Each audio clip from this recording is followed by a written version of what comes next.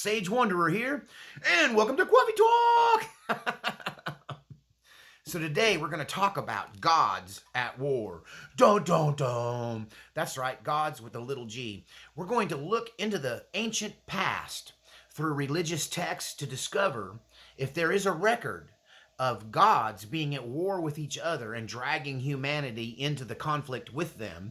And is that what we're looking to in the future? Is this going to happen again?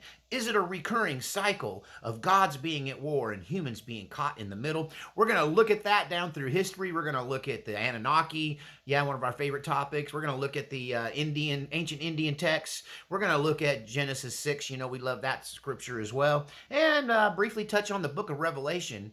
And we might even give you a hint as to what's going to happen in the future. All right, but before we get started, I want to thank all of you who support this channel with your kind financial gifts. If it wasn't for your gifts, this channel wouldn't exist. This channel is funded exclusively by viewers like you. And your kind donations through the links below in Cash App, to PayPal, and to my post office box. And those gifts keep the lights on in the cabin, keep me fed, and keep this one-man show in this one-horse town kicking out videos week in, week out for years now. So consider becoming a financial contributor through the links in the description below, and we'll get on with the show. I hope you got your coffee. Don't inhale it like I just did. So, if you ask most Christians what the Bible is about, I think a lot of them might say it's about Jesus dying for our sins. If you ask a theologian, he might say, the Bible is the story of man's reconciliation with God. If you ask me, I think the story of the Bible from Genesis to Revelation tells the whole story of a battle between two kingdoms, a kingdom of light and a kingdom of darkness, embroiled in a battle with one another that goes back to the foundation of time. It's the story of one deity we know as Satan and another deity we know as God, and their armies at war with one another. And this is a theme that you see elsewhere in other religions. One could argue that most of your stories from your Greek mythology are the stories of gods with a little g, or deities, fighting amongst themselves, warring with one another. If you look at Genesis 6, you have these entities known as the sons of God, and they come to earth, right? And apparently they're supposed to be here on some official business. So they may have been working for the entity or deity that we know as God, know of as God. Sorry, I'm tongue-tied today. I'm gonna keep powering through it though. More coffee.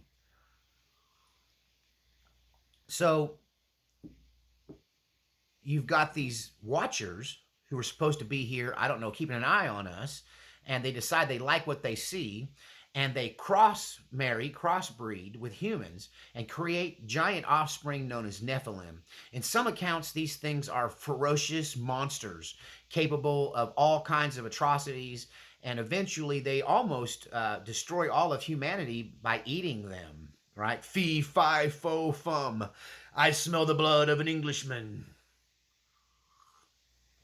Jack and the Beanstalk. There's a lot of this peppered throughout every religion and every mythology, and even indigenous tribes and their beliefs tell the same kind of story of entities at war with one another and humans caught in the middle. In ancient Indian text, we see that they had technology. These gods had flying machines called Vermana, and they fought amongst themselves, shooting lightning bolts back and forth. Both Thor and Zeus could produce lightning bolts, and they have accounts of them being at war with one another. And in the Indian text, you have a story of one god or man god, crossbred, hybrid thing, who's at war with another one over a female, right? I believe I got my story straight here. And he needs to build a land bridge between India and Sri Lanka. And so he enlists the help of some intelligent monkeys capable of speech. and he employs them to build a land bridge between Sri Lanka and India. And what's crazy is that land bridge still exists today. It's submerged, but it's there. You can see the stonework. It's been rediscovered recently, and it makes you wonder, was it humans that built this, or was it intelligent talking monkey Bigfoot ape things? Don't Neanderthals. And so that takes us back to the Anunnaki. Anunnaki. This is the story from Sumerian mythology found in the cuneiform tablets.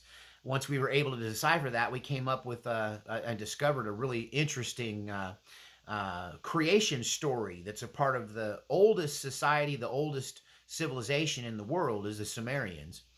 And their story goes like this, that there were some advanced alien beings from another planet, place called Nibiru, and that their atmosphere was had been destroyed, probably through war, and that gold was a substance that they needed to be able to repair their atmosphere and save their planet.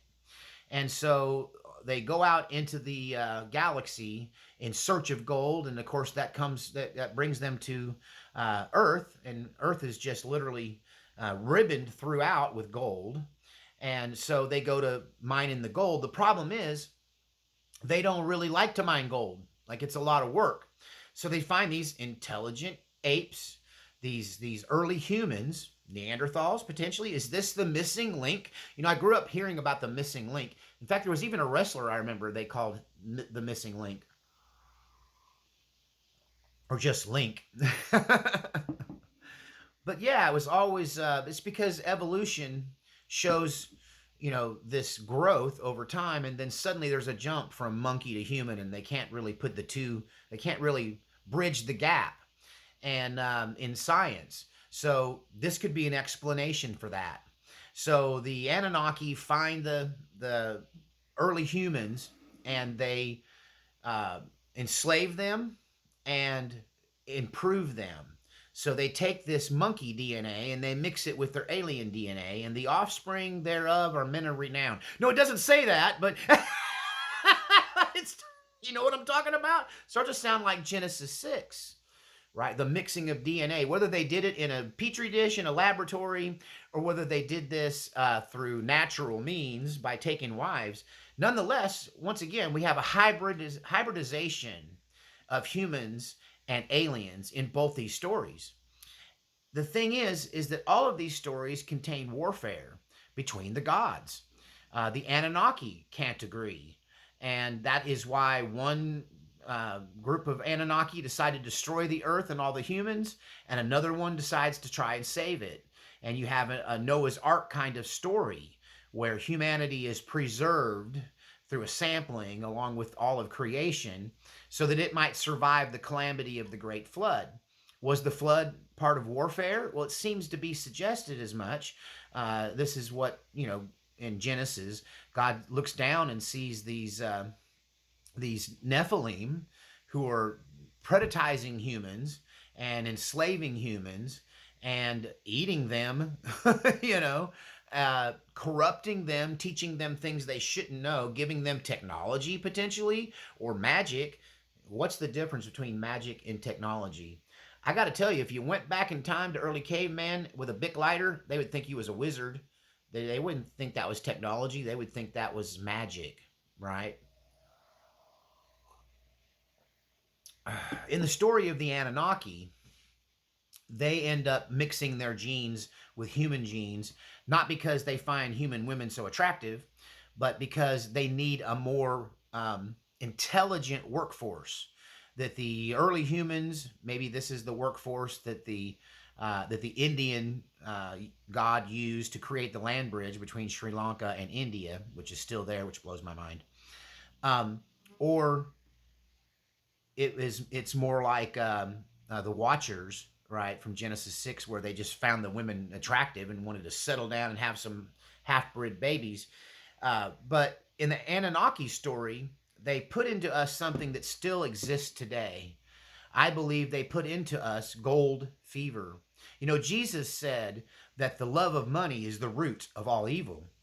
And he also said that it's easier for you to put a camel through the eye of a needle than it is for a rich man to go to heaven, right?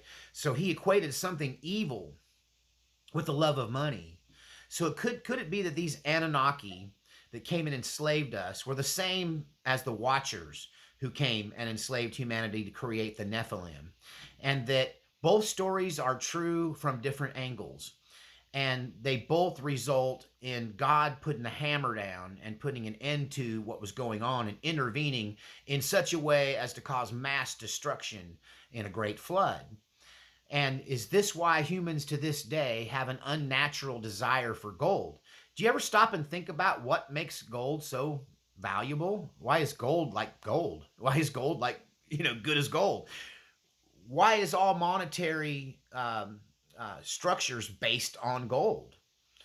What is it about a human being that when they discover a gold mine, they lose their mind? How many Old West stories have you got? Can you remember being told about people who hit the mother lode and then lose their ever loving mind, or somebody else finds out about it, does something dastardly to them to take it away from them? Gold fever is a real thing. I felt it myself. Me and my family engaged in a little prospecting back in the early 80s, late 70s, early 80s. And it's something that drives you. There's something in the human spirit that's attracted to this yellow metal. And I would suggest that quite possibly these Watchers or the Anunnaki, whatever you want to call them, these aliens who are at war with God, let's be perfectly clear. They've repeatedly been at war with God, and I can show you how they're at war with one another. They put into us this desire for the yellow metal because they didn't just want us to mine the gold for them. They didn't just want us to mine the gold that would potentially save their environment, but they wanted to be able to come back every few thousand years. Some would argue Nibiru is on a elliptical orbit and it only comes close to Earth every few thousand years. But one might argue that they want to come back to Earth every few thousand years and steal all the gold, what we collected. Like they put it into us to mine this stuff, to store this stuff, to hoard it up inside of Fort Knox, for instance. And then they're going to come back and just, seize it. Just take, like, thanks. You did what we engineered you to do. You did what we programmed into your psyche to do. You love this yellow metal, and then till you hoarded it for us, so we can just collect it, and we don't have to hang around and crack the whip, right? We can just collect it from you. One might argue that this is happening now. Magic and technology, I mentioned earlier, is indecipherable.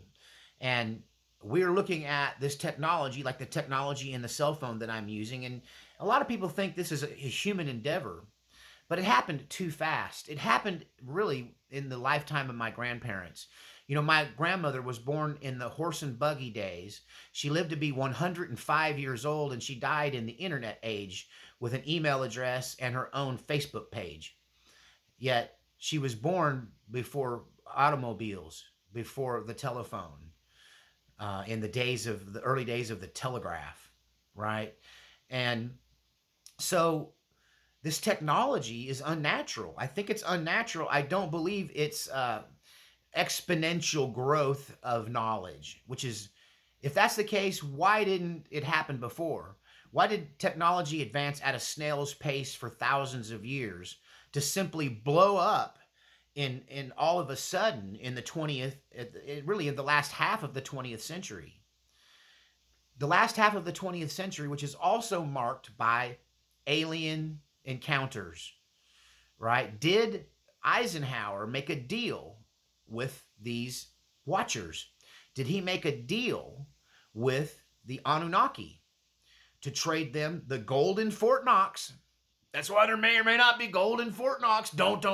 I'm tying it all together, people. I'm tying them all. I will tie all of these conspiracy theories together into one thing until it all makes sense. It has to. That's either it's all true or none of it's true.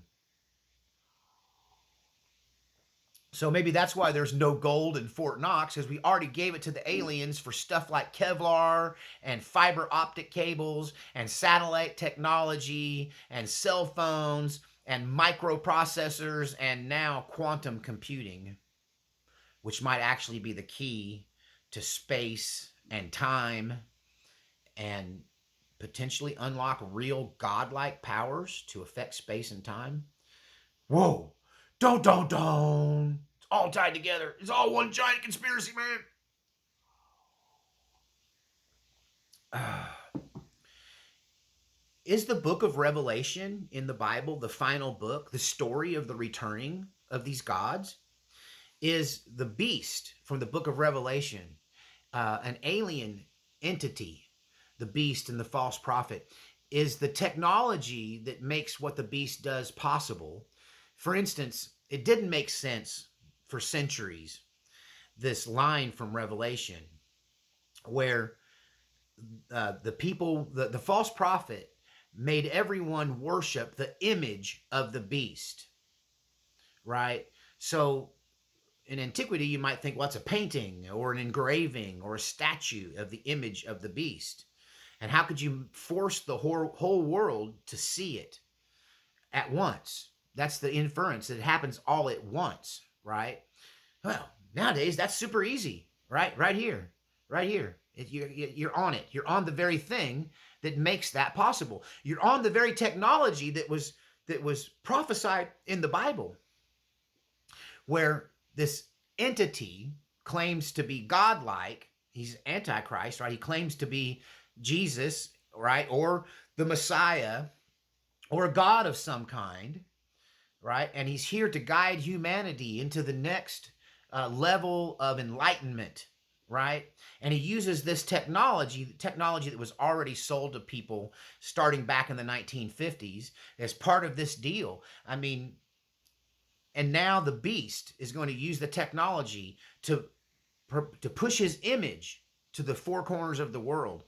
You know, one of my friends was talking about how, well, it's really weird because I believe she caught her boyfriend cheating potentially, but one of his excuses was he just bought this lady a phone because she didn't have a phone and couldn't get a phone.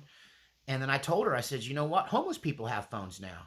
It's the Obama phone. You ever see these little tents down here? You can just go down to one of these little tents and get you a free phone. They literally give away cell phones now, and the service is free as long as you use it. And so that kind of busted her husband. He's shouldn't be buying cell phones for people. But anyway, she was shocked to find out that, what do you mean cell phones are free? You mean they don't have to pay for their cell phones, but I do? Yep. So now there's people at the four corners of the world, and no matter what level of poverty or even ruralness, and they have access to cell phones now. So it's possible for everyone to see the image of the beast all at once, right? I'm telling you, the story of Revelation is the story of the return of the gods, right? That this happened before. They probably never left. In fact, okay, look at it this way. We also have this whole another theory. We're gonna weave this other theory in here. Hang with me, okay? So you have this story of survivors of Atlantis potentially, or other people in the center of the earth, in the hollow earth concept. Well, if you were sent here, you came here to mine all of the gold from earth. Wouldn't that be a deep earth operation? Wouldn't that be something that would go deeply into the inner core of the earth? That tunnels would be created, mines would be created. You know, I think the basis for the deep underground military bases that people talk about, and you might have seen online these truckers that'll drive into this hole into the mountain, and you see these vast underground caverns and highways that go for miles, potentially hundreds of miles underground. These started out as salt mines, and that's human endeavor, right? That's human salt mining. So what kind of hollow earth infrastructure was created when the Anunnaki were here at the time before the flood, at the time of Atlantis, when they were here to mine gold? How deeply did they go? What did they build? What infrastructure's there? And why would they just abandon it?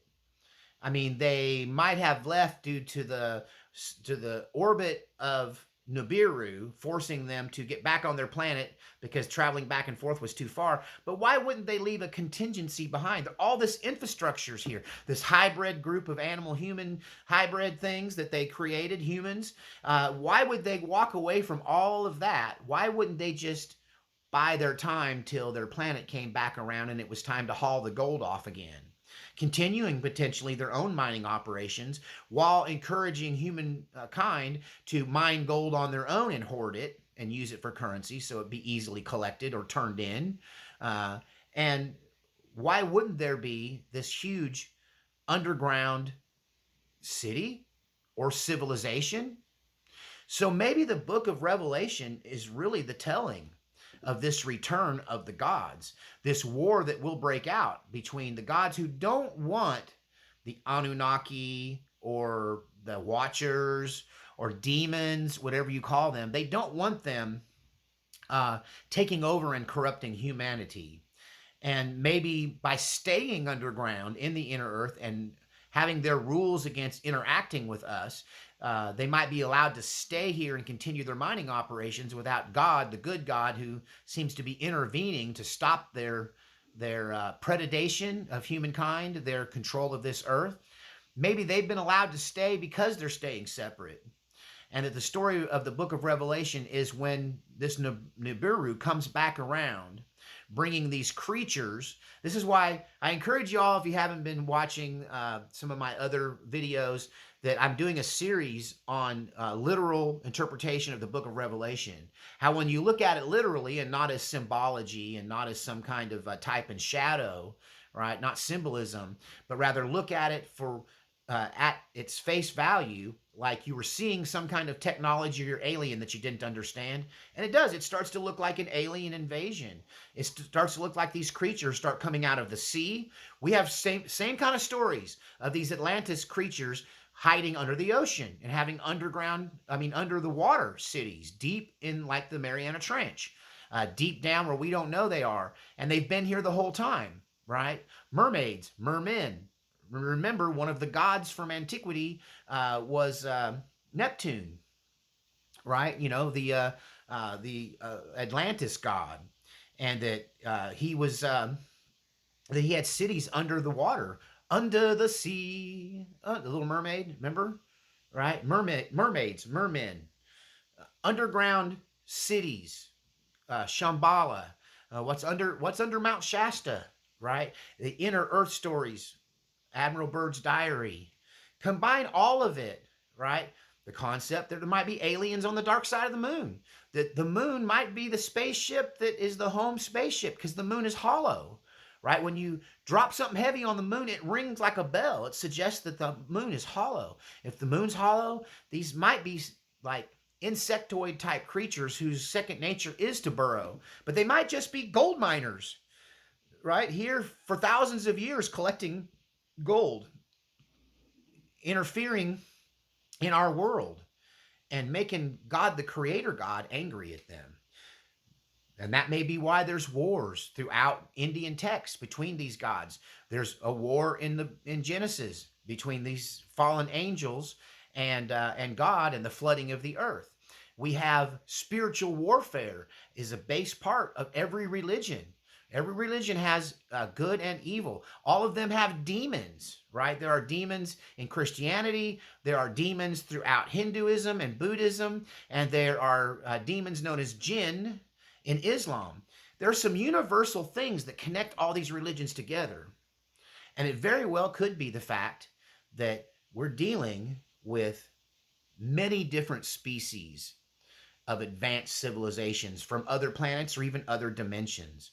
But the good news is there's always a God in place, a good God who's protecting humanity, a good God that made a flood, but he also made an ark, right? A good God that condemned us for our behavior, but also gave us grace through Christ, right? A good God who has declared war on the enemy, but refuses to put humans in harm's way.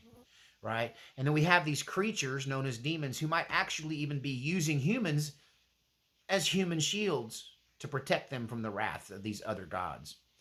All these stories through antiquity of gods fighting in Greek mythology, in Hindu mythology, and even in ancient Christian and Jewish texts as well. What do you think? Are the gods returning? What do you think? Have they been at war this whole time? Is most religion really about the battle between good and evil? Isn't it really about the good gods and the bad gods at war with each other? Isn't that the theme of all of it? I don't know. Tell me what you think in the comment section. Don't forget to give me a thumbs up. If you like what you hear and you enjoy it, please drop some money for me as a gift and a donation through the links in the description below. And we'll see you next time on Coffee Talk!